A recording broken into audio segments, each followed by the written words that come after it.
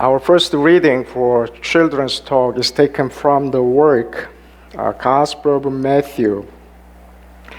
In this reading, we hear about a very well-known teachings of the Lord, which is we do better lay up our precious things, our treasures in heaven. Do not lay up for yourselves treasures on earth, where moth and rust destroy, and where thieves break in and steal. But lay up for yourselves treasures in heaven, where neither moth nor rust destroys, and where thieves do not break in and steal. For where your treasure is, there your heart will be also. The lamp of the body is the eye. If therefore your eye is good, your whole body will be full of light.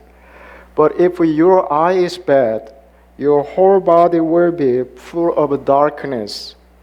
If therefore the light that is in you darkness, how great is that darkness? No one can serve two masters, for either he will hate the one and love the other, or else he will be loyal to the one and despise the other. You cannot serve God and mammon. Amen. Are you ready to get back to school? You're still working on it, right? And perhaps part of our preparation for going back to school, perhaps you go shopping a lot with your parents. But imagine this, you spent a whole day like in Shoei Garden, Walmart, and you bought you need for your school. But at the end of the day, you came home and you found this.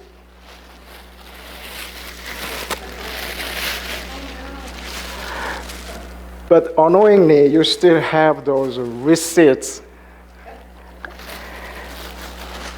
and commercial flies instead of the stuff you bought for schooling. Then perhaps we remember the words of the Lord. You cannot lay up treasures on earth. Only we can lay up and store precious things in heaven. We know that teaching very well, but we may wonder how can we store and lay up our precious things in heaven instead of underneath of my bed, in my room, in my house? That might be a challenge. And we all know that when we enter into His kingdom after leaving this world, we can do that very easily. But while we are on earth, how can we store and lay up our precious things in heaven? Very interestingly, the Lord has taught us our mind and heart is also heaven. So we all have the Lord's heavens in our hearts and minds. In other words, in our good thinkings. In other words, in our very charitable spirit, we can have the Lord's kingdom right in there. So even though we cannot store them, our precious things right now in heaven, at least we can lay up and store very precious things in our hearts and minds. Do you think it's possible? We can do that. But when you think about your precious things, like a big bicycle, like a PlayStation, your toys, your many books, there's a challenge of how can we store them in our small hearts and minds. So perhaps we cannot bring that big bicycle and toys into our minds, but perhaps at least we can bring in and store and lay up the good feelings and emotions, the friendship we shared together with our friends while we hang out together. Perhaps the memory and good feeling when we shared our important, precious things with our friends and neighbors and siblings.